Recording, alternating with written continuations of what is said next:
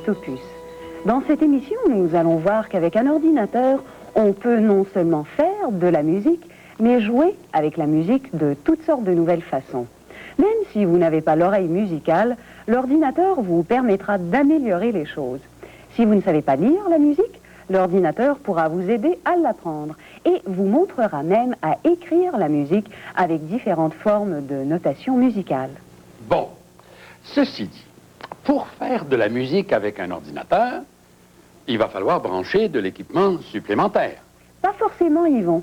Plus tard, vous voudrez peut-être utiliser des périphériques, mais pour l'instant, vous pourrez très bien vous amuser en faisant de la musique avec l'ordinateur seulement. Parce que lorsqu'on achète un ordinateur, on obtient aussi un instrument de musique. L'Atari que vous voyez là est déjà chargé avec un programme. Bon, le seul instrument que je possède vraiment, c'est le tourne-disque. Pas de problème, quoi. Bon. Oui, ça va, j'ai compris. Alors, je joue.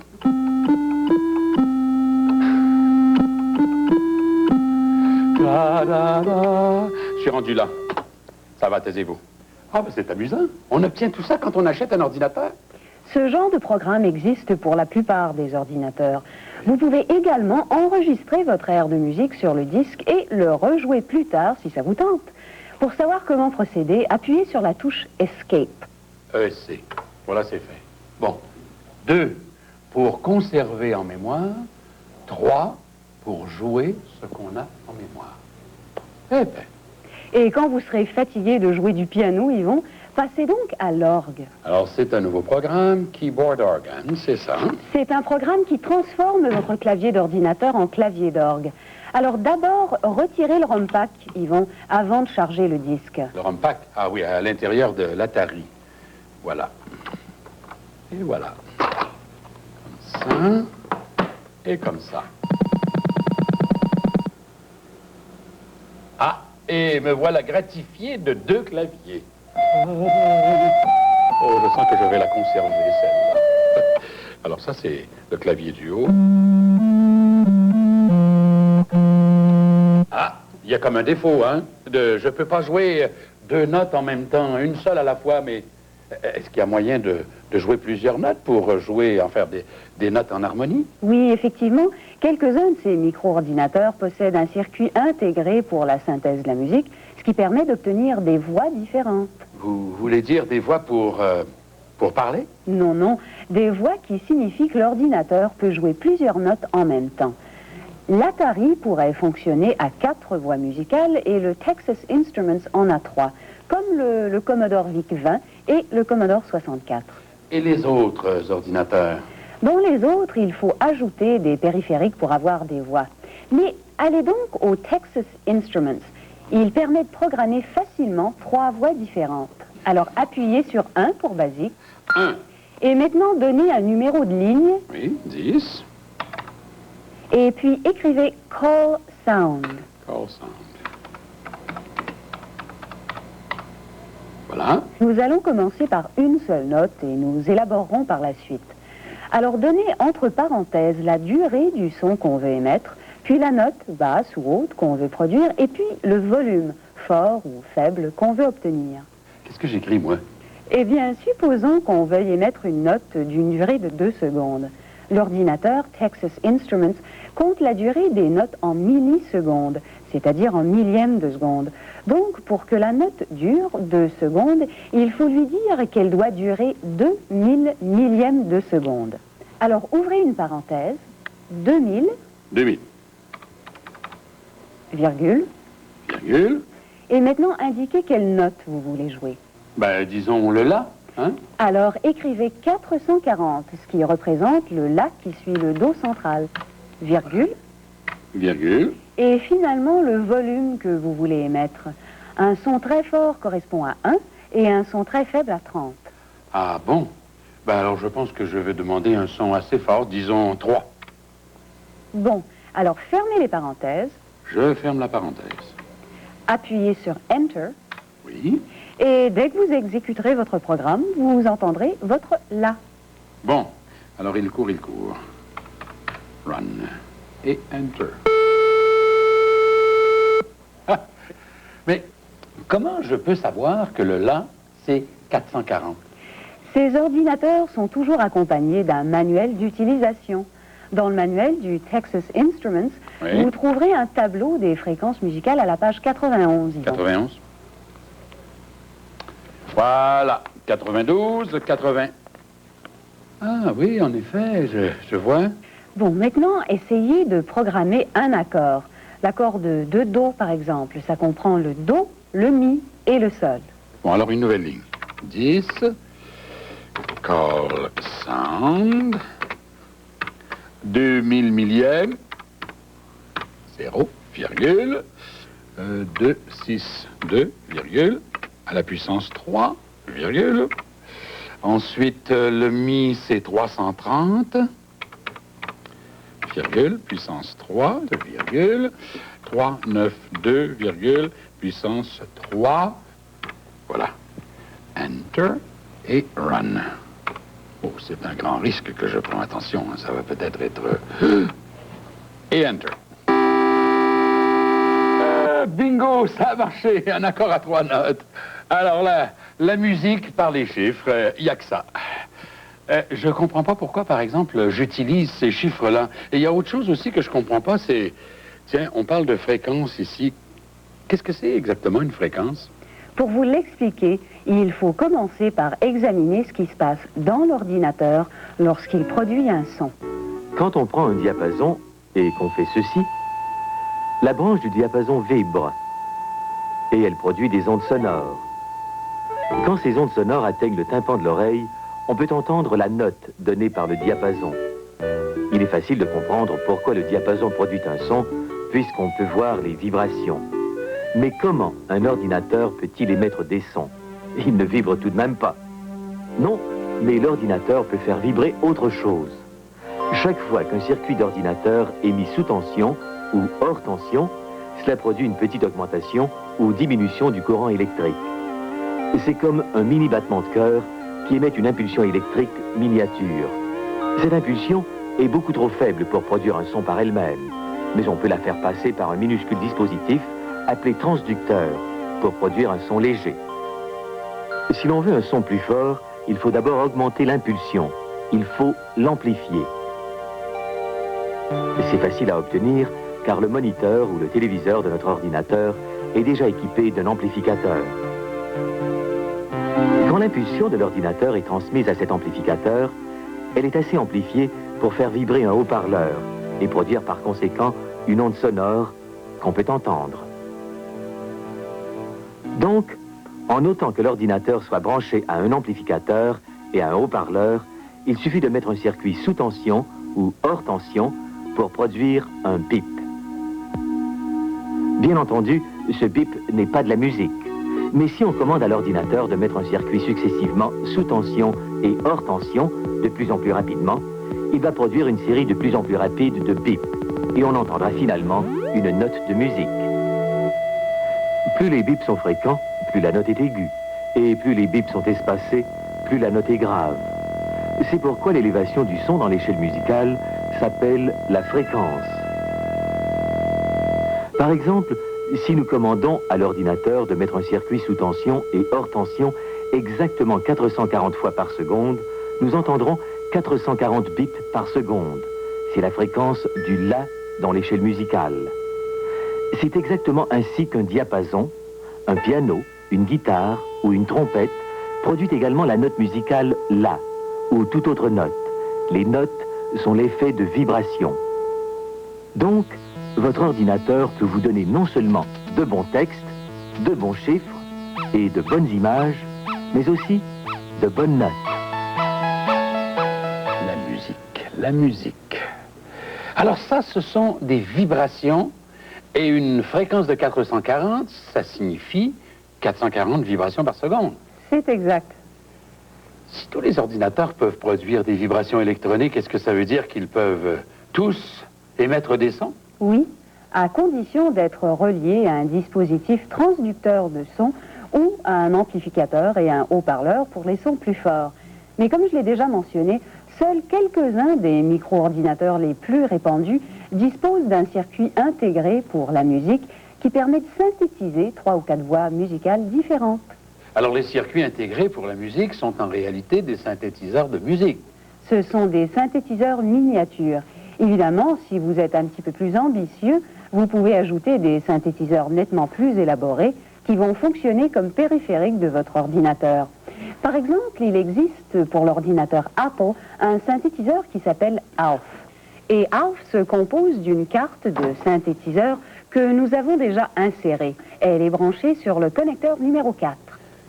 Voilà cette carte et qui contient les circuits intégrés supplémentaires pour produire de la musique. C'est exactement ça, Yvon. Ah bon? Et il y a également un logiciel spécial qui vient avec la carte.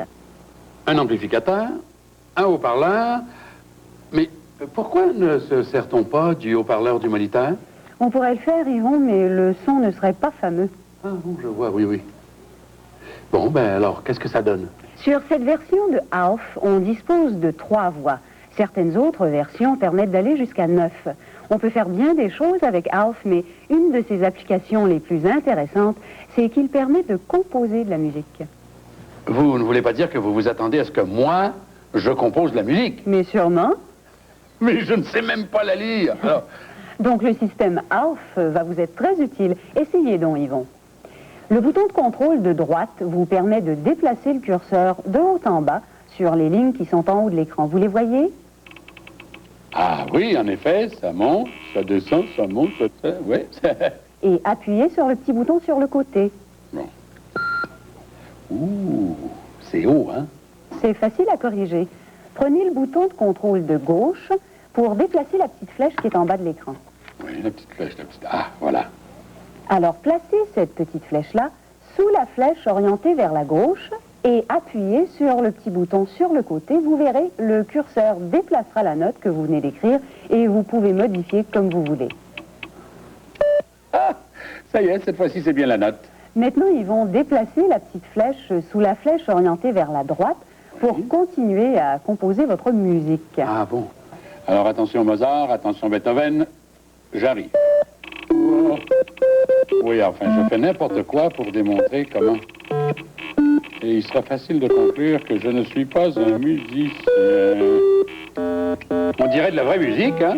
Mais c'est vraiment de la musique, Yvon. Est-ce que vous voulez l'entendre? Je suis pas sûr.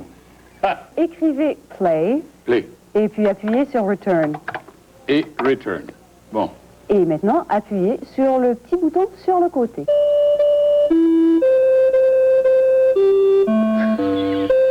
Mais c'est formidable, on peut changer la vitesse d'exécution. Est-ce que c'est une nouvelle façon d'écrire la musique? Dans ce que nous avons fait aujourd'hui, non, pas tout à fait.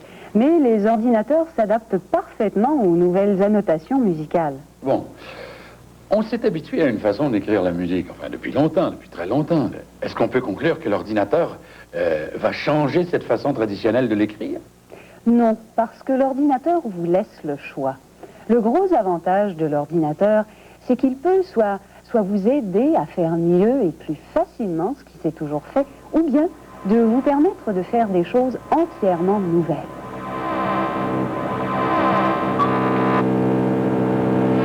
Il suffit de tracer un trait. Voilà par exemple cette droite. Voilà, ça c'est une note par exemple, un trait horizontal. C'est une note à une certaine hauteur, médium ici, qui dure tout ça. Cette note, au fond, n'a pas de timbre. Mais quel est le timbre? Quel est l'instrument qui va la jouer? C'est une voix humaine, c'est un instrument quelconque, c'est un timbre quelconque, couleur quelconque. Et cette machine, ce système, permet de définir le timbre en le dessinant. Je vais dessiner une forme d'onde. Alors, cette forme d'onde, on peut l'écouter. On va la prendre dans le grave, parce qu'on est plus sensible au timbre.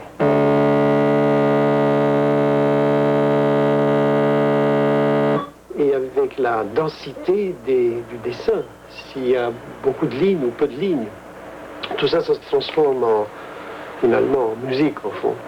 C'est ça qu'on recherche. Alors, si on a un enchevêtrement de lignes comme ça fait tout un réseau de lignes de glissandi, au fond. qui peuvent être interprétés à l'orchestre à condition de les transcrire en notation traditionnelle. D'avoir le son final, la musique entière. Voilà, c'était ça l'idée. Et ceci pour moi-même, mais aussi en pensant qu'un système comme celui-là, le dessin, servirait à tout le monde, à la pédagogie, aux compositeurs. Les enfants, des groupes d'enfants ont travaillé dessus, des adultes et même des aveugles. Chacun avait sa tradition, mais il partait de là. Tandis qu'aujourd'hui, on n'a plus de tradition dans ce sens. Il faut tout fabriquer, former.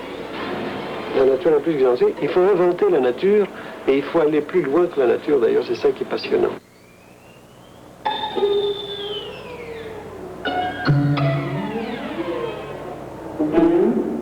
Les générateurs de son Alpha Centaure ouvrent un tout nouveau champ d'exploitation dans le domaine de la composition. Les élèves ne sont plus esclaves du crayon et du papier, ni des instruments classiques. Ils peuvent apprendre à créer des sons, à les juxtaposer, à les comprendre, à les approcher électroniquement. En fait, les élèves disposent d'un laboratoire électronique moderne à portée de la main, de quelque chose que nombre d'entre nous n'ont jamais pu offrir dans une classe. Ça me permet de prendre une chanson que j'ai composée, et soit en partie, soit en entier, de la programmer dans l'ordinateur sous forme de couches que je peux rejouer. J'entends alors la totalité de ma composition comme si un orchestre l'exécutait.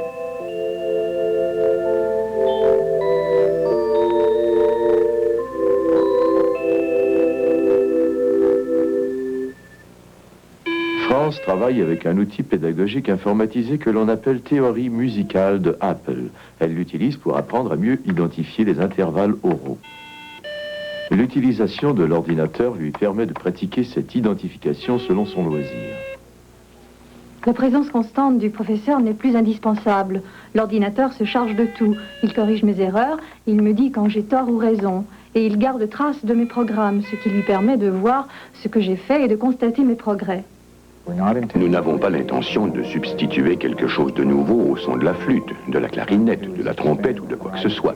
Nous tentons d'élargir les horizons de nos élèves en mettant nos ressources électroniques à leur disposition afin de les impliquer dans un processus de création de musique et de son.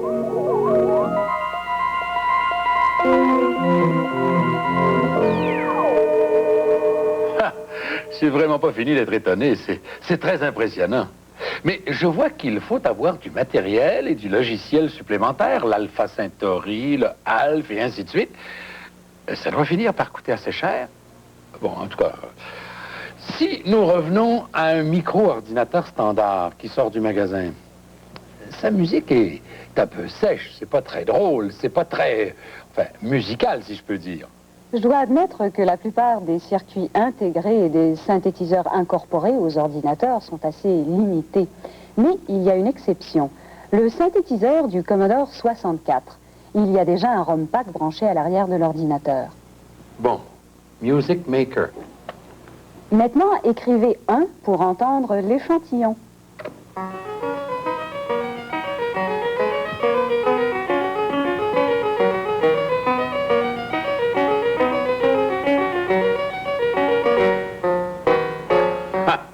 Ah, ben dis donc, je sais pas qu'est-ce qu'il dirait, Jean-Sébastien Bach, s'il s'entendait sur l'ordinateur, hein? Il possède 3 voix différentes, Yvon, qui peuvent jouer les partitions de 3 instruments différents. Et on peut changer d'instrument à volonté. Appuyez sur 0 pour définir l'enveloppe. Ah bon, alors j'ai un choix d'instruments. Il y a encore d'autres façons de varier les sons émis par le 64. Il y a un disque déjà dans l'unité. Alors, éteignez tout d'abord l'ordinateur et retirez la cartouche à l'arrière, Yvon. Bon, alors le ROM pack. Voilà, c'est fait. Alors, rallumez, écrivez « load ». Ouvrez les guillemets. Guillemets. Et écrivez le mot « organ ». O-R-G-A-N. Fermez les guillemets. Fermez les guillemets. Virgule 8. Virgule 8. Et puis « return ». Et return. Le programme transforme la rangée de touches supérieures en touches d'orgue. Alors, je peux essayer? Allez-y.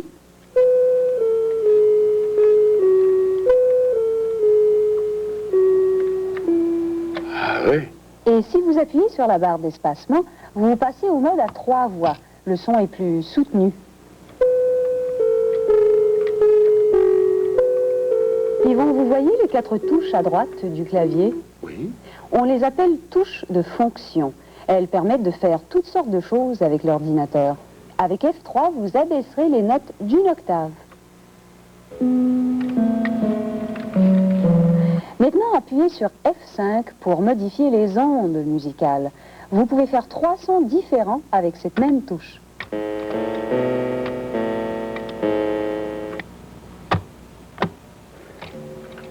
Alors là, c'est de la musique pour s'endormir.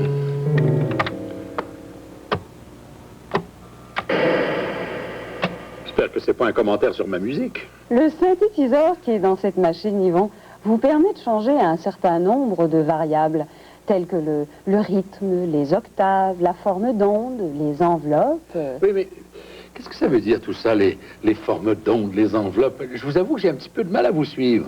Ce sont des termes importants dans la musique d'ordinateur. Et la meilleure façon de les comprendre, c'est de regarder comment fonctionne le synthétiseur que l'on trouve dans les ordinateurs. Quelqu'un a dit que l'architecture, c'est de la musique figée. Cette définition est plus qu'une figure de style, car si on prend les sons de différents instruments de musique et qu'on les fige, on s'aperçoit que cette musique figée en place ressemble à de l'architecture. Certaines ondes sonores ont l'air de pyramides. D'autres ressemblent à une série de huttes. D'autres encore sont un fouillis de silhouettes aux formes et aux grandeurs variées. Prenons maintenant un son d'ordinateur et figeons-le. On obtient une rangée de petites boîtes. Ce dessin est aussi monotone et répétitif que le son lui-même. Toutes les boîtes ont la même forme. Les ondes sont toutes carrées et elles ont toutes la même grandeur. Leur volume est toujours le même. C'est parce que la mise sous tension et hors tension d'un circuit d'ordinateur ne peut produire que des ondes sonores d'une amplitude maximum ou nulle. Pour améliorer la qualité du son d'ordinateur, il faut y ajouter un microprocesseur qui agit comme synthétiseur de musique. Ce synthétiseur peut créer toute une gamme d'ondes de formes diverses, aussi bien triangulaires qu'en dents de scie ou sinusoïdales. On peut aussi varier le volume de ces ondes, non seulement pour que le son soit plus fort ou plus doux, mais aussi pour donner à chaque note un contour sonore distinct. Cela vous permet par exemple d'imiter une guitare, dont les ondes sont formées d'ondes comme celle-ci, avec un contour comme celui-ci, qui s'élève rapidement et qui diminue rapidement. Ou d'imiter une trompette, qui produit des ondes sonores comme celle-là, avec un contour comme celui-ci, qui s'élève lentement, mais peut se maintenir longtemps. Et voilà comment, en manipulant diverses combinaisons d'ondes sonores, de formes et de contours différents, un ordinateur équipé d'un synthétiseur de musique peut synthétiser ou reconstituer les éléments de base de n'importe quel son. Ce qui permet de transformer votre ordinateur en une flûte, un violon, un xylophone ou un instrument que personne n'a encore inventé. Les nouvelles formes de cette architecture musicale offrent à l'imagination des possibilités sans limite. Très bien. Alors, la musique sur ordinateur, c'est amusant, c'est éducatif, et on peut finalement se retrouver avec un orchestre complet au bout des doigts. Il s'agit de savoir quoi en faire. À bien y réfléchir, Yvon, le son fait partie intégrante de l'ordinateur. Ah oui, ça alors, je l'ai constaté moi-même. Bon, alors, si je m'amène ici et que j'appuie sur une touche de l'Atari, il émet un son, il me parle. Celui-ci, le pète, il me parle. Et même celui-ci, l'Apple, émet un petit bip qui me parle aussi. Mais alors, il y a une chose que j'aimerais bien comprendre. Comment les ordinateurs peuvent-ils parler? Comment peuvent-ils imiter la voix humaine? La plupart des ordinateurs peuvent être munis d'un synthétiseur de voix, c'est-à-dire d'un synthétiseur qui reproduit la voix humaine au même titre que ceux que nous venons de voir reproduisant la musique. Il y en a un sur l'ordinateur Texas Instruments. Hein? Dans notre prochaine émission, nous verrons les ordinateurs au travail.